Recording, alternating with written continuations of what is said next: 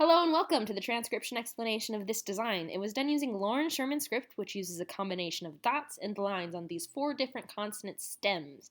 And that makes our consonants, and vowels are these small circles, and they have different positions depending upon what vowel they are, and if they're attached on one of these 4 consonant stems. So here we have a nifty diagram that shows all possible combinations of vowel and consonant teams. So if you look at this E here, it's just an E by itself on the line of the word circle. And then we have this deep divot stem here, which is here on our consonant diagram. And this deep divot has an E in the middle of it. That's that little circle there. And then we have our next stem. This circle inside the word circle is our next stem with an E in the middle of that. And then we have a T stem or a shallow divot with again an E in the middle of that. And then a TH stem or a circle on the line of the word circle with an E in it. So if we were to read this as a word, we'd start at the bottom and go counterclockwise, and we'd read it like E, B, G, to thee. That would be this word. It is not a word because it's not a word. But anyway, let's go ahead and look at an actual design. Oh, I opened up the wrong file. I'm going to open up the right file this time.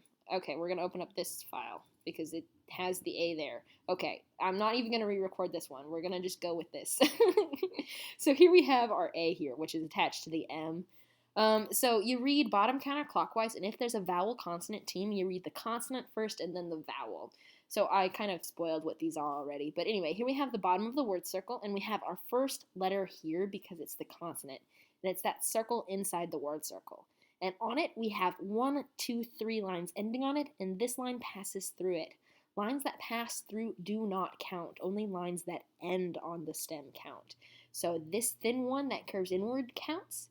This thick one that goes outward counts, and this straight one counts because they all end on it. And lines can be straight, they can be curvy, in, out, whatever. So this is a really good example of all the different ways you can do lines. So here we have an M because 1, 2, 3 lines, and then these guys pass through, and we have 3 lines on that stem, makes it an M. And then we have a vowel. This little circle and all these little circles are all vowels. And this vowel is outside the word circle, so that is an A. If we look at our A here, A's are outside that word circle. So M-A, and then we have this shallow divot. So it's this row because it is a shallow divot stem. And closest to that stem, we have 1, 2, 3 dots. And these dots, they can be big, they can be small, whatever.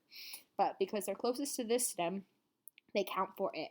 And these 3 dots are close to this stem, so they count here. But anyway, 3 dots on a shallow divot makes this an R. And then, continuing around, we have another vowel. It's on the line of the word circle. So if we look at that word circle line, that's either an E, I, or U. And this has a line going towards the middle. So it is an I.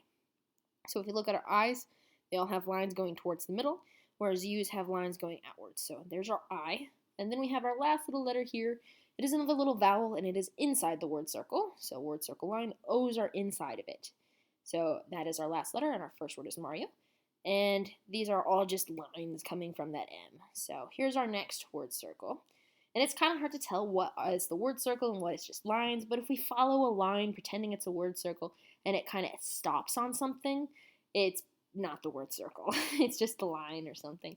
But if we follow that word circle and it has these consonant stems on it and vowels on it, then it's probably the word circle. So here we have our next word circle. Here's the bottom of it. It's another shape just like this M here, so we're in this row. So it's another circle inside the word circle. And like I mentioned before, it's got these 3 dots closest to it. So that makes it an L. And again, lines that pass through it don't count, which is why you could have like a vowel inside a J stem that has dots instead of lines because this line passes through it. I'm getting a bit more into it than I probably need to be. But here we have another vowel, and this one has a line going outwards, so that's a U, unlike an I, where I's go inwards, U's go outwards. So L, U, then continuing around, here we have another vowel, and it has a line that goes inward, so that is an I, and then we have a deep divot, because it starts to curve back in on itself, like an omega shape, and it has 1 line on it, so that is a G. There's that line there. And then we have another I, just like this I, and that's the end of that word. So L, U-I-G-I. And that is how you read this design, M-A-R-I-O, L-U-I-G-I. So I hope you like it. I hope it makes a bit of sense, and it should make a really awesome tattoo for you. Bye.